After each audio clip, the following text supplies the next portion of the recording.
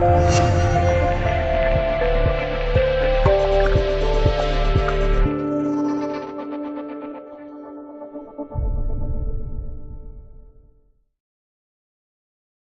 近连续接到2个求医微信，一位朋友说他感冒鼻塞咳嗽，吃了1个星期的抗病毒口服液加阿莫西林，结果症状越来越重，痰越来越多。我问了病因和症状，了解到他患的是风寒症，而抗病毒口服液的主要成分都是清热解毒药物，风寒病症寒上加寒，岂不加重病情？我让他改用治风寒的通宣理肺丸，吃了1天病就好了一半，几天后完全康复。另一位朋友是个业务员，经常抽烟应酬，自己觉得最近身体有点虚。他感冒后本来就是嗓子疼、咳嗽，于是吃了2天参苏丸，咽喉肿痛、喝水、说话都困难。通过微信询问病情，观察他的舌象，应该是风热感冒咳嗽，而参苏丸是辛温兼补的中成药，风热病症，热上加热，病情哪能不加重？我让他改吃川贝蜜炼枇杷膏，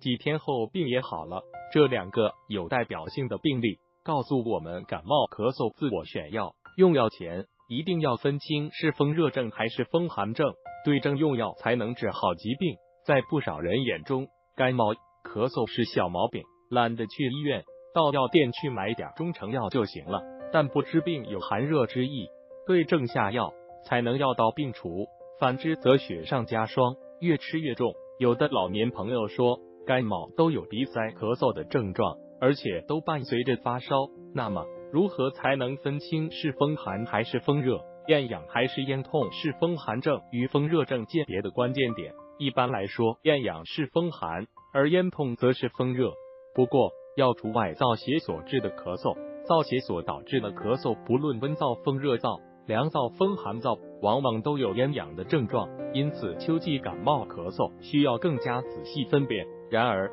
有多种因素的影响，仅简单的从厌氧和咽痛来区别，也有可能出现失误。为此，中医专家列了一张表，使风寒症与风热症的区别一目了然。总体来说，治疗风热症的中成药主要为抗病毒口服液、银翘解毒片、桑菊感冒片、抗感颗粒等。如果咳嗽较重，可以加用川贝蜜炼枇杷膏、及栀糖浆。治疗风寒症的中成药主要为风寒感冒颗粒、风寒咳嗽颗粒、通宣理肺丸、止咳凝嗽胶囊等，其中通宣理肺丸散寒止咳作用较强。查过这个表格，分清了自己患的是风热症或风寒症，又了解了风热风寒症常见中成药的名称，是不是可以按图所记去药店去购药？如果时间充裕，建议还是去找医生看看。中成药药物组成相对较多，成分也较复杂，